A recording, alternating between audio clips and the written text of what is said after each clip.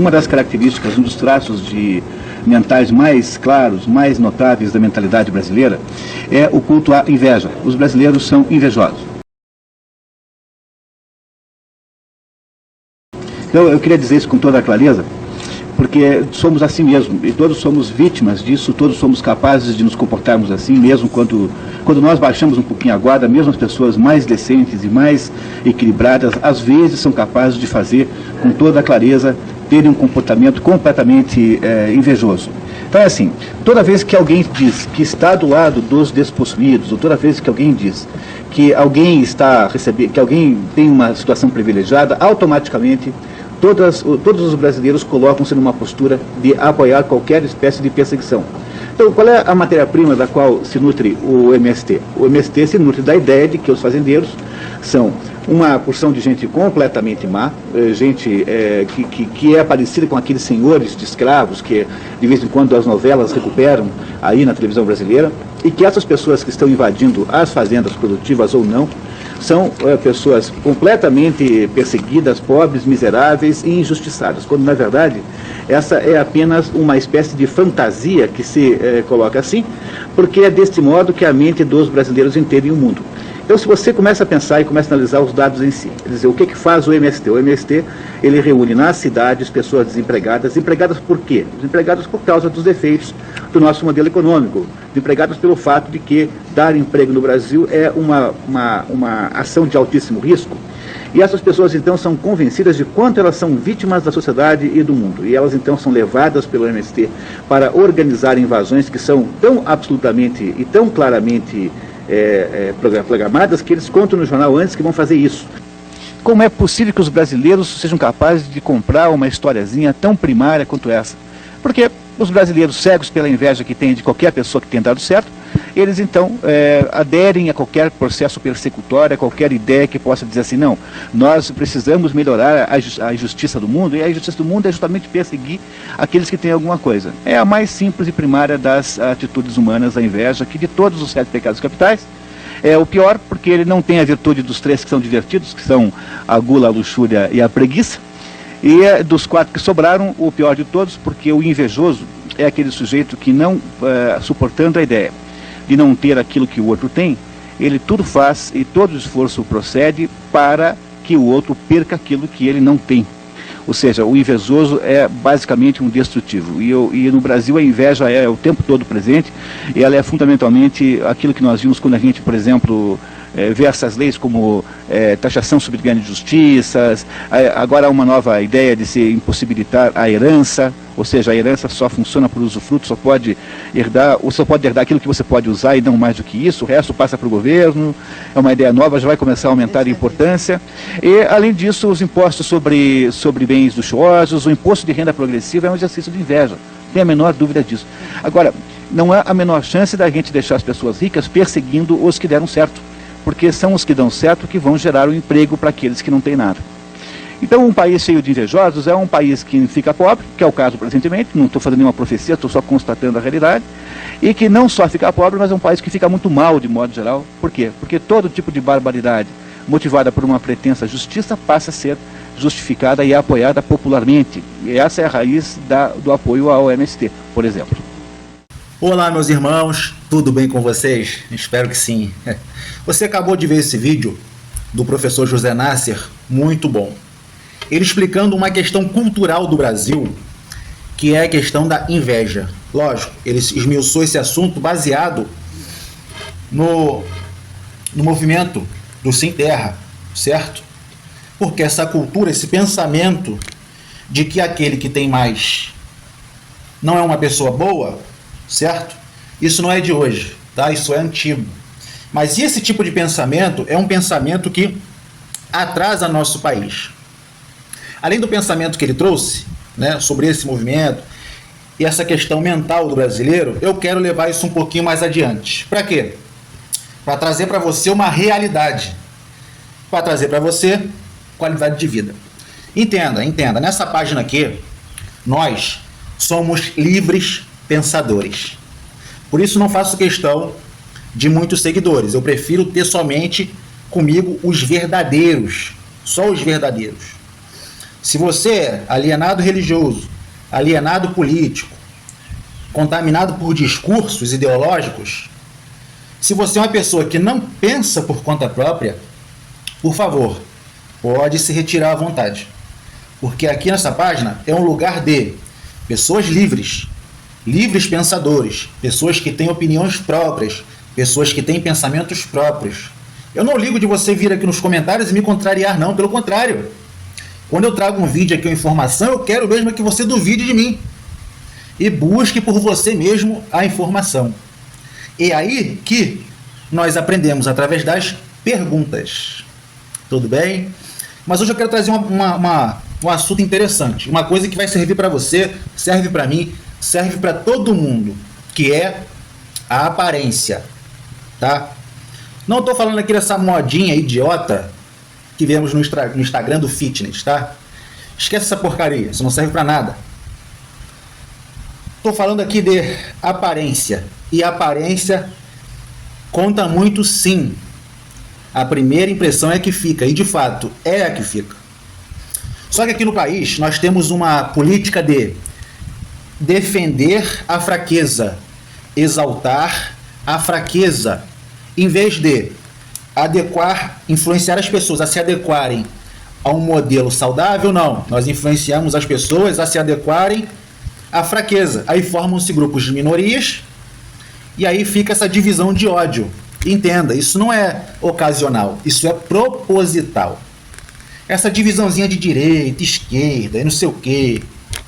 Cara, isso é proposital. Enquanto você ficar vivendo nessas polaridades, aí que eu sou direita, aí que eu sou esquerda, aí que não sei o quê, você vai continuar sendo massa de manobra. Porque é disso que o sistema vive. E aí manipula-se a narrativa para eles elegerem quem eles querem, mas é tudo um conjunto fechado. Ai, prisão de Lula, ai, prisão de Bolsonaro. Gente, vamos nos ater à realidade, não o que a mídia mostra. Tudo bem? Então pega essa visão, tá bom? Agora vamos ao que nos interessa. Eu, você, todos nós aqui, a grande maioria das pessoas que compõem o conjunto de seguidores, nós somos trabalhadores, certo? E a primeira impressão é a que fica. Uma pessoa que transparece uma aparência de pessoa descontrolada, seja emocionalmente ou fisicamente, não passa credibilidade. Infelizmente. Tudo bem? A pessoa, por exemplo, uma pessoa obesa não passa credibilidade. Porque no subconsciente de quem está olhando, essa pessoa não tem controle emocional. Uma pessoa toda desleixada, cabelo esvoaçado, mal arrumada, não é? Também não passa controle emocional. Uma pessoa como eu, ó, várias tatuagens, também não passa controle emocional, por mais que eu tenha. Entenderam? Então isso é muito interessante. Então não fique se vitimizando, tá? Porque se você escolhe viver um estereótipo, ai gordinha, ai marombeiro, ai não sei o quê, cara, você vai acessar determinados setores da sociedade e outros setores você não vai acessar. Não adianta você falar assim, ai, eu sou do jeito que eu sou e eles têm que me engolir. Não, ninguém tem que te engolir. Ninguém é obrigado a aceitar quem você é. Não é, pô. Não é. Pegar essa mensagem para você, na teoria funciona, mas na prática não funciona. Na prática, você vai continuar perdendo oportunidades na sua vida. Então não fique abraçando esse discurso de forma emocional, porque esse discurso não é real. Não é. Não é. Vou dar exemplo meu, que é mais fácil. Eu sou policial militar aqui no Rio. O meu perfil condiz com a minha profissão, certo? Mas eu também sou nutricionista aqui, de formação, eu trabalho com atendimento de consultórios, certo? Nutrição esportiva, nutrição clínica, também atuo com nutrição pediátrica, tenho utilização de hormônios no bodybuilding masculino e feminino, tenho pós-graduação em fitoterapia, né? Se quiser, eu posso até também começar a trazer dicas de saúde, né, nutrição aqui na página. Mas, vamos lá. Para atendimento de nutrição clínica no hospital, o meu perfil combina? Olha para mim. Para atender pacientes em estado de vulnerabilidade ou que vão fazer uma cirurgia? Não. Você vai ver normalmente mulheres ou homens com aparência meiga. Por quê? E é normal, tá? Eu não fico chateado com isso não, isso é normal. O paciente que está em estado de vulnerabilidade física e emocional, ele não pode ter contato com imagens mais agressivas, porque isso só vai deixar ele pior. Não é? Mas no ambiente esportivo, eu me sobressaio. Certo? Então é muito interessante, né? Por exemplo, eu estou fazendo outra faculdade agora, porque futuramente eu quero galgar um degrau maior na minha vida. Eu estou fazendo engenharia química. Estou estudando lá direitinho. Né? Quando eu me formar, eu espero começar a ter acesso a novas portas. Mas olhem para mim. Eu tenho cara de nerdzinho? Eu tenho cara de perfil D. Quem estuda engenharia química? Né? Olha para mim. Vou ser bem aceito em determinados locais? Dificilmente. Ele falou da inveja e uma coisa interessante. Vamos supor que eu fui para uma entrevista para ocupar o cargo de engenheiro químico numa indústria. E a pessoa que está fazendo o recrutamento, vamos supor que ele é o CEO, né? Ou o responsável, e ele tem um complexo com a aparência dele. Ele se acha feio ou se acha um merda. Quando ele me ver, você acha que ele vai me contratar? Porque a inveja falará mais alto. Ele não vai nem olhar meu currículo direito. Ele só vai ficar na cabeça dele pensando, porra, esse cara, ele tá melhor que eu. Na cabeça dele, eu tô melhor que ele, né? Por causa do complexo dele. Então ele vai ser tomado pela inveja e vai me dispensar, pô. E se bobear, vai contratar um cara menos qualificado. Exceto concursos públicos, que já não vai ter esse tipo de seleção, certo? Por exemplo, você mora no bairro.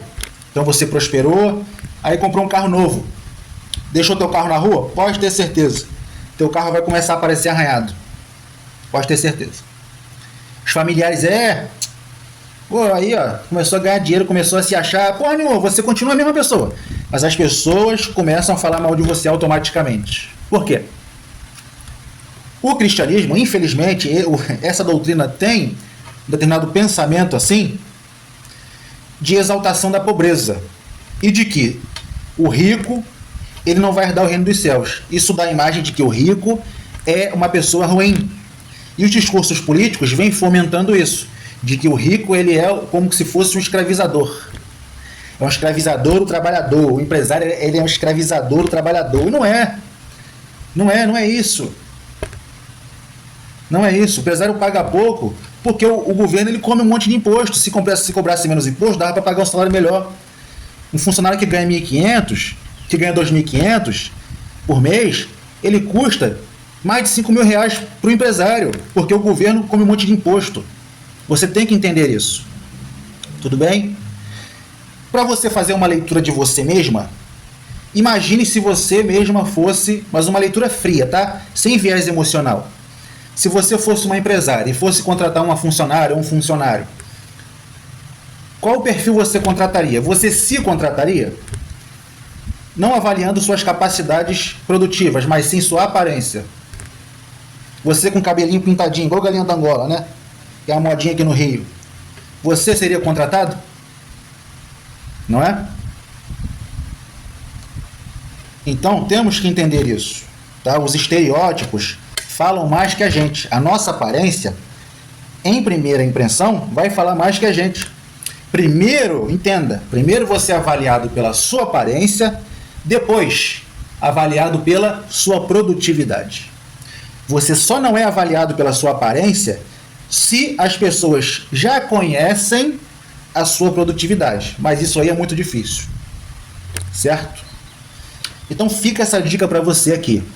Não se deixe levar pelo discurso ideológico de nada.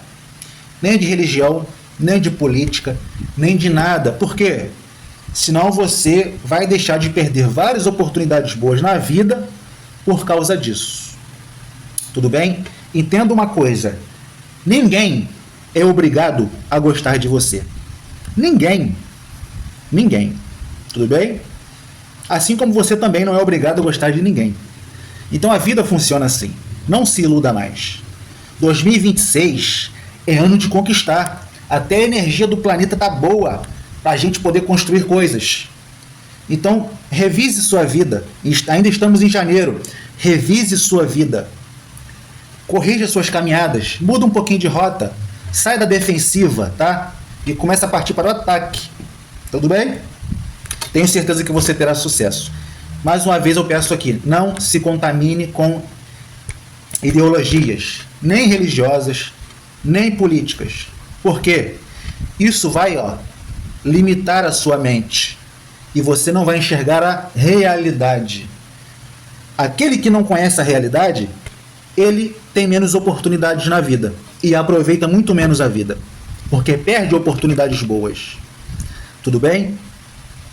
Eu, por exemplo, passo uma imagem com muitas tatuagens, numa visão conservadora, passo uma imagem de descontrole emocional. Por mais que não seja, porque eu gosto de arte.